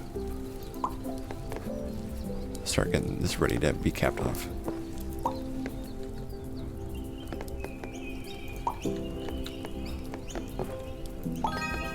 Okay, and then this is right here. This is a 32er. Yeah, I'm gonna do this right here. This right here. Right here. Okay. And we're not getting that much grain, are we? You know, I don't know about grain. I don't know about it. I think about if this game has like a good grain usage, but I don't know if there is a good grain usage. I just don't know. I never feel like I have a complete understanding of grain in this game. Okay, once we get this one, we're capping this bad boy off for good. It's getting capped off. So we can start this over here. Just generally good to move out. Okay, that sounded a little bit different in my head. It's generally a good idea to direct the movement of your game away from the original spot that you started. Just because it helps with like seeing new things and seeing things that you would not have bumped into otherwise, which is, you know, true in maybe all parts of life. But certainly this game does a nice job at making me feel like I can explore. And I guess I had to get past the initial feelings of being like, well, you have to stick to the beginning. You know, you can't go out too crazy. But I think a part of this game is like, yeah, you can go a little crazy. It's fine. It's all right. You'll do just fine. You can go a little crazy. It's all right. So this one's 8 more, and they can get capped off. Okay. So we're going to go this way. Oh, I have to go to the bathroom so bad. I'm sorry, guys. I'll be right back. Here's some awesome dwarf while I'm gone. I have to get... Darn my bladder.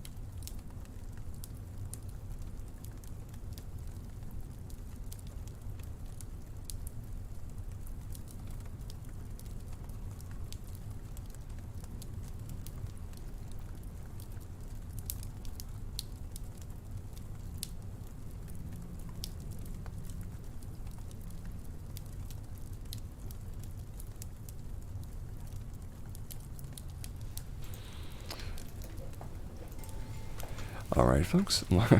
I am back. All is well. At least for the moment. So, we are doing... I think we're doing really well in this version, in this particular game. Like, I don't always feel like I know what I'm doing in this game. But right now, I feel like I'm getting it figured out. And look at that! 3 caps in a row. Hi back, I'm Claudia. Oh my gosh. Oh, well, you got me with that one, I have to say. Nice work. Lovely to hear from you, though. Either way. And look how pretty this water feature's turning out. Oh, it's not that lame. I don't mind it. I know a couple of streamers who get barraged with dad jokes, and they get overwhelmed by them at some point, but I actually don't mind dad jokes very well. Sometimes I'm overwhelmed with the nature of their stupidity or greatness, but oftentimes I just find that I like that people are making jokes, you know? That is always dependent on the quality of the joke, mind you, but certainly I've heard worse. So I have no ill will towards you and your humor.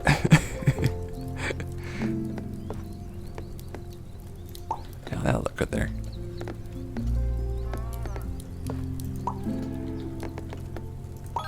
There we go.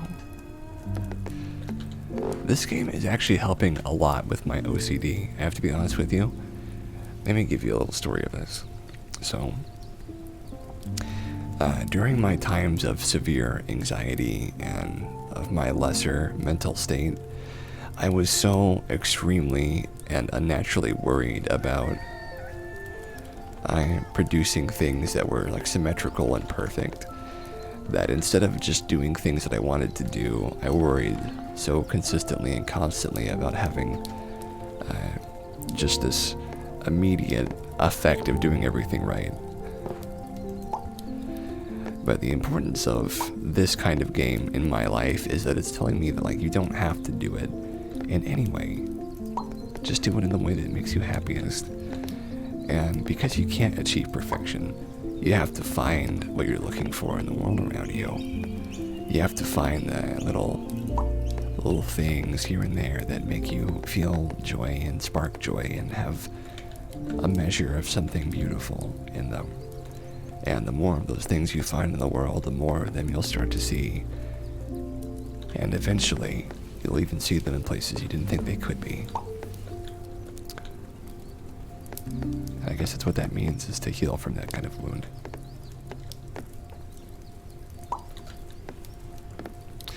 Perfectionism is a sort of a slippery slope, because you can always think that, you know, you can do better, or that you don't have to accept whatever quality you're judging so harshly.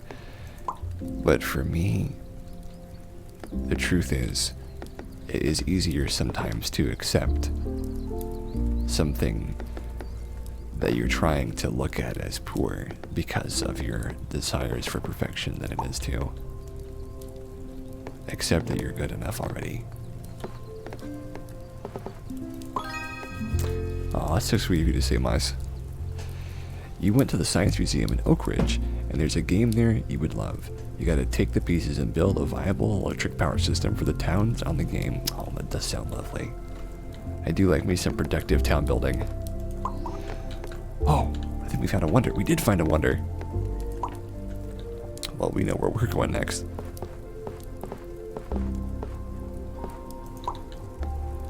Ooh, we finally found a granary. I don't know if we have something that can afford this much grain, though. So that's a 28. That's a 26. That's a 12, and this is a 10. Okay, so we do have a place where we can put it, luckily. Good. Form a field group with at least 50 fields. Let's do it. We can do that one easy, I'm thinking.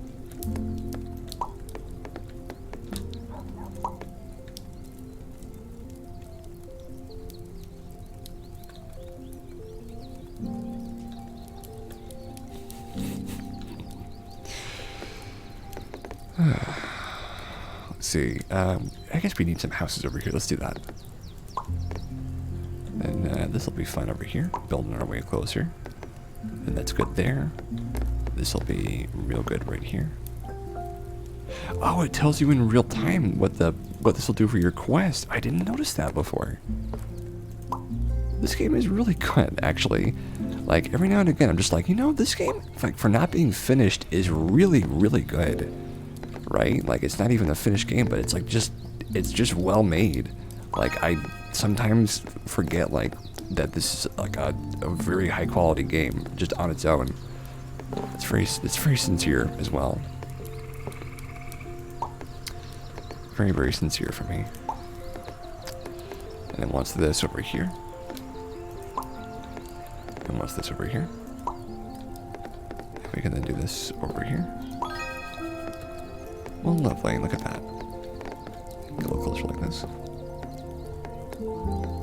I guess they don't have to connect. It's just this is sort of just motion right here rather than questing, which is sort of what that is. And this one needs to have these ones pinned down. Okay. Slightly more difficult that I put that there, but maybe I'll worry about that later. I'm going to add to this big section here. That's right, I forgot we had this over here. It's very easy to lose track of what you're trying to build in this game. It's very easy to lose track of that.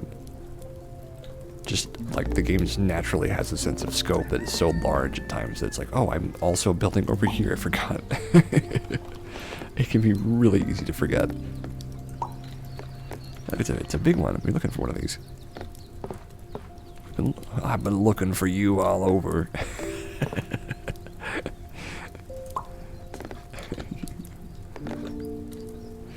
There we go. Hey, there we go. Look at that. We got another one.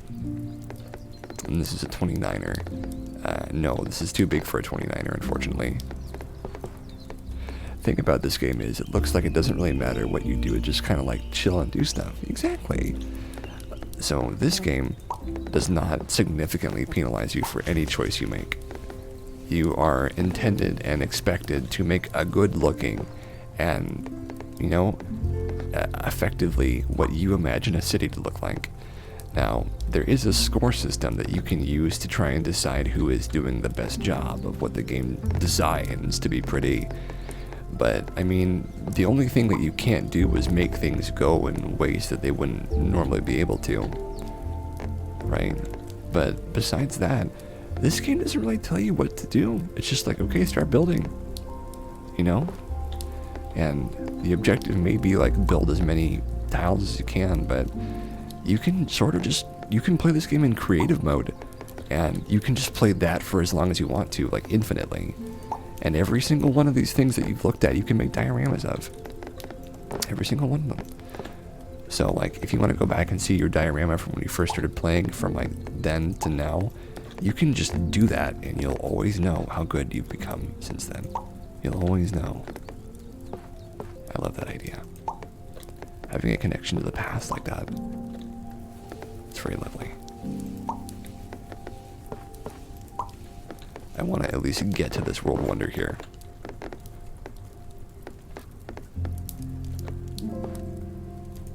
I don't think I'm going to finish this one. I might have to just, you know, sort of accept that I'm not going to get past that. I'm not sure I can, though. I just want it to look a certain way. Hey, look. At 232 for forest. Well, we've got those two at least. And we've got this one. And now we've got a 32 pluser for water. That's a lovely thing. I want to see if I can somehow make this work right here first. I don't know. You know what? It's okay. You don't have to be perfect. You can get these two. You can sacrifice that. It's alright. Don't worry about it for now.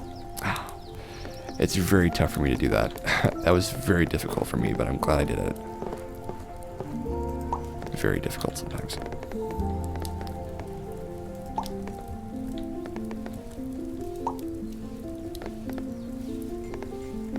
Had to let go. Oh, I didn't want to, but I had to let go.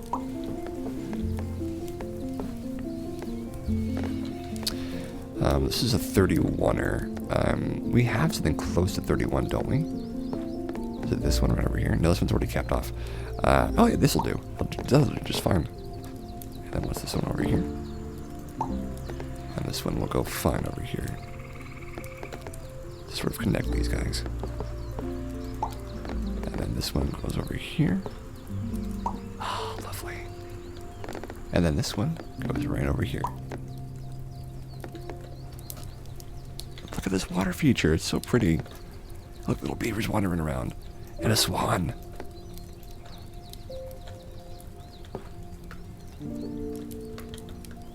Can I use my NVIDIA thing to look around closer at this stuff? I want to like, wow, look at that one right there. Oh my gosh, that's so good.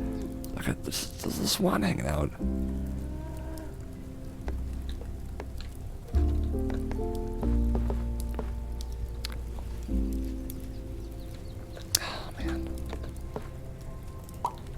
Game has a lovely sentiment to being just like, yeah, just build what you want to, it's okay.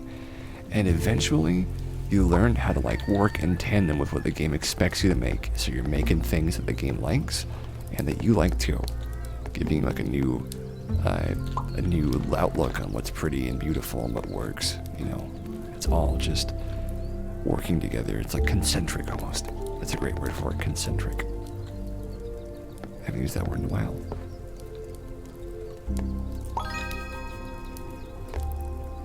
Let's see. This is a 7. I think going over here with the 7 is a good idea.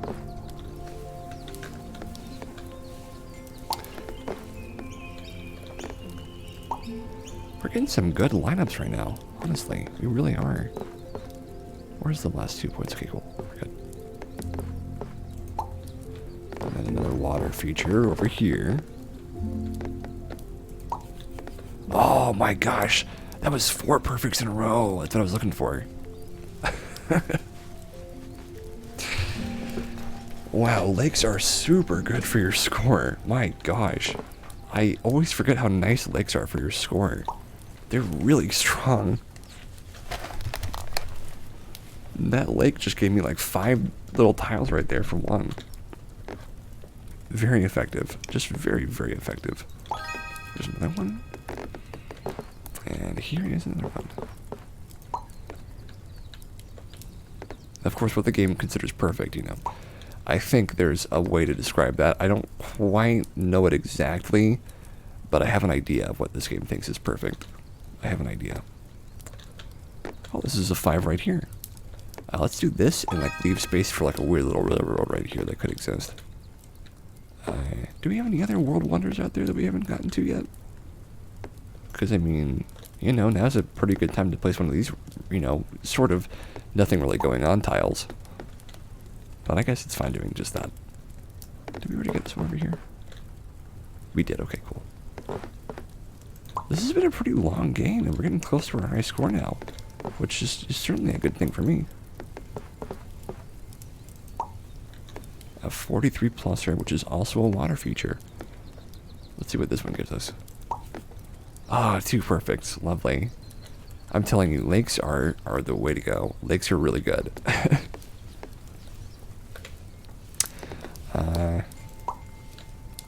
Oh, okay, cool. Okay, I'm going to add more to this one over here. Actually, you know what? I think that I'm going to work on the green for a little bit. Because we were talking about needing grain earlier, and now we finally got it. So, we shouldn't waste the opportunity to improve it. Let's see. We're going to have to kind of be careful about this space right here.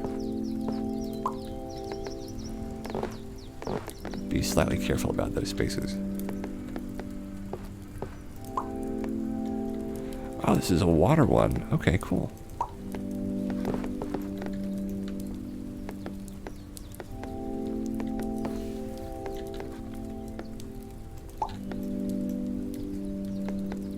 There's a 2 over here. And there we go. Form a forest with at least 250 trees. I think we could definitely do that. We could definitely figure that out.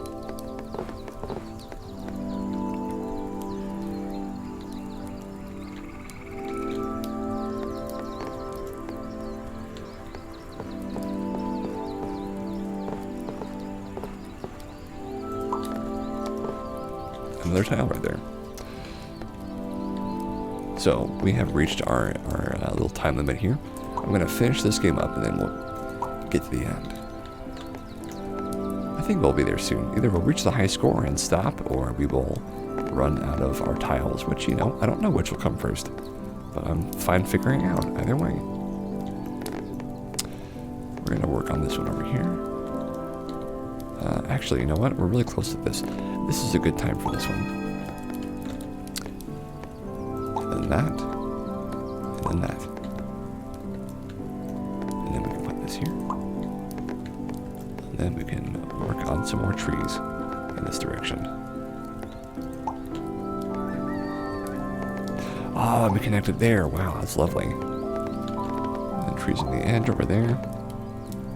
And then a 31 pluser for a railroad. I think we already have this one at like over 31, don't we? It's not over 31, but that boosted us right there. Good.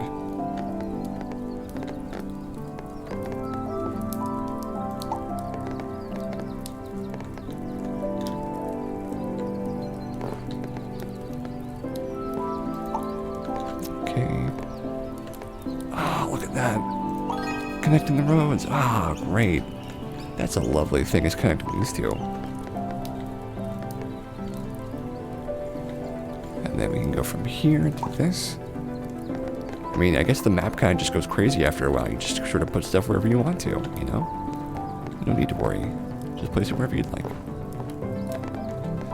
So this one I'm going to place over here. Wow, this is actually, I'm making some good progress over here. A 552 pluser.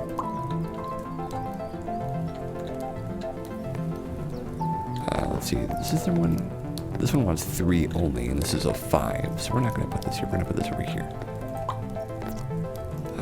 I think we can kind of make progress there. We can get this one right away if we do this. And this one wants 3. We have one coming up, it's a 5. I would rather wait for a 1 than push for a 3, because I think 1s are way more common than 3s. 1s are way more common than 3s. Let's see, that'll take that out if we do that. Okay. We've made kind of a pretty big world, haven't we? Like you could really take some time doing this. In creative, I don't know exactly how far creative can go. I'm sure there is a limit. I've never seen it though. I've never really played creative, so I've never really gotten into that far part of the game. But I mean, like, why not? Why not make it limitless? You know, I don't see why there would be any need to have any limits on it. This is a 4. I'm looking for a 1. I might have already used a 1, but that's okay. And then this is a... Oh my gosh, look at this forest thing we're getting. We're in some major forest over here. Hey, there's a 1. That's the one we were looking for. Keep us from getting canceled, my one friend. Let's see, how many opens do we have here? We have 1, 2, 3, 4, 5, 6. That's not going to be anytime soon that we're getting that one. Okay, we'll worry about that later. Now we're going back to the forest. We have to go back to the island, Jack.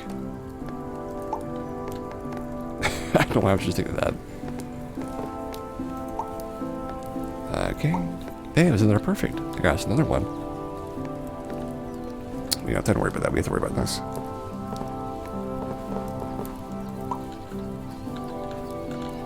Okay.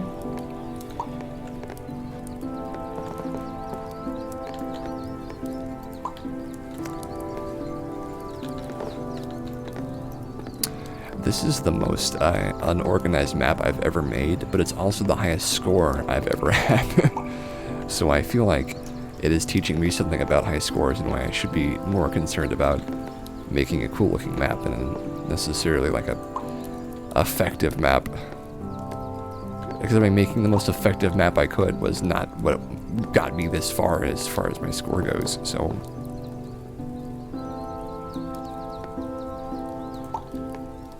a 191 plus on a house.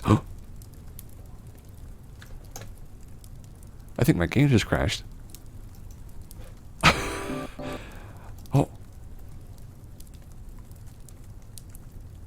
on the final. Well, folks, maybe by serendipity, Torf Romantic for the first time ever has crashed. let me try and let me see if it kept my score. It saves pretty consistently, so I hope it kept my score. Let's see.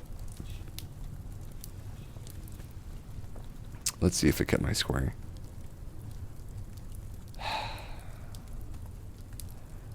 My nerves have actually gotten a little bit more frayed than I was expecting by that happening.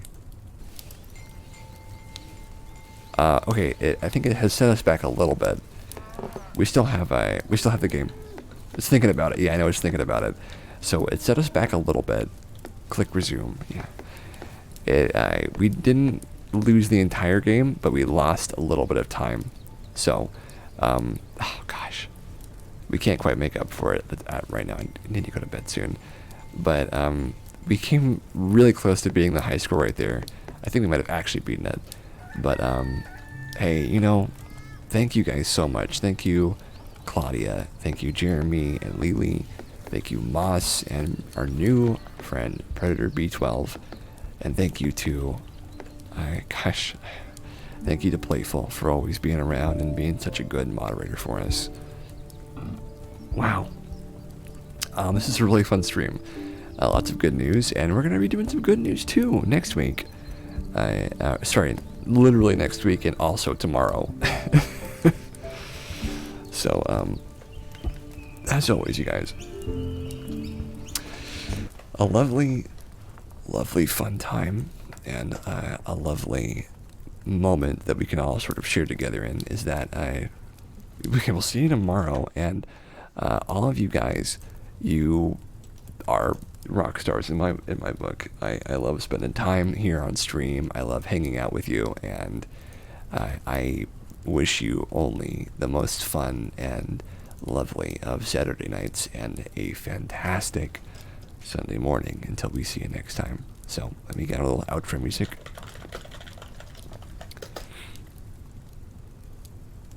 And thank you, Chia. I completely forgot you had a message at the very beginning. Well, you know, you guys, it's great to have you. It's great to be here. It's great to do this, and you know, you just keep being your awesome selves. See you guys soon, and have a great night's sleep. Stay safe, and take care. I'll see you next time. Bye-bye.